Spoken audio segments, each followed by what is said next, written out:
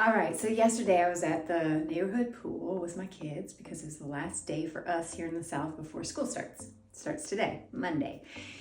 And we were all kind of playing, you know how you find new friends, you find neighbors, you find kids, from school. And so everybody was just playing. And I happened to be with my daughter, who is in first grade, and then one of her friends from school. And the friend from school was really, really wanting to jump in. It's a big deal, jumping into the pool. And so her dad was taking care of her little sister, and of course I can jump in and help. So my daughter's not afraid to jump in, so she's jumping in, but this kiddo still working with like the floaty and all that stuff. We're still just not there yet. And I said, well, I'll help you jump in. And she said, but I'm scared. And she stood there and she kind of shook with her hands, and I could see inside of her, she so wanted to jump in. She so wanted to be brave. But there was that fear that prevented her from really taking that leap. So I said, okay, you're scared. Yes. Well, all that means is that we have to be brave. We took a word where we have no control over it.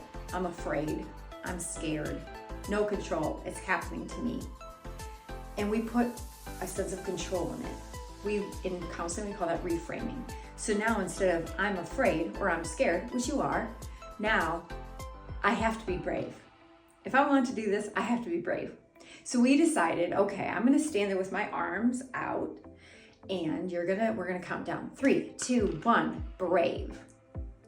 And I saw her, okay, we're gonna try this. 3, 2, 1, brave. And she did it. And then she gets out, she scoots back up, I scoot back a little bit. I said, I'll catch you from here. 3, 2, 1, brave. She jumps in.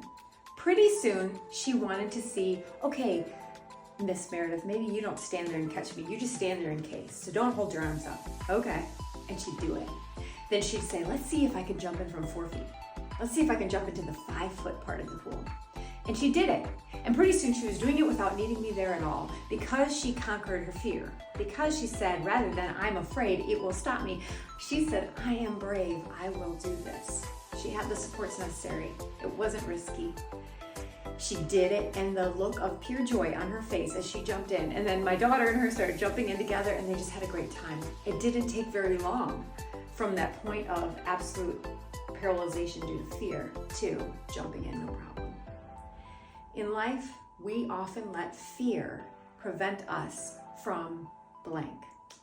Contacting someone we haven't talked to in a long time, taking that chance, signing up for that program, doing that hobby, trying out something new, cooking something new, whatever it is, we allow fear to prevent us from doing it. This week, rather than saying, I'm afraid to, say, I'm just gonna have to be brave too, and then go do it. I'm Dr. Meredith, helping you connect better with yourself and each other.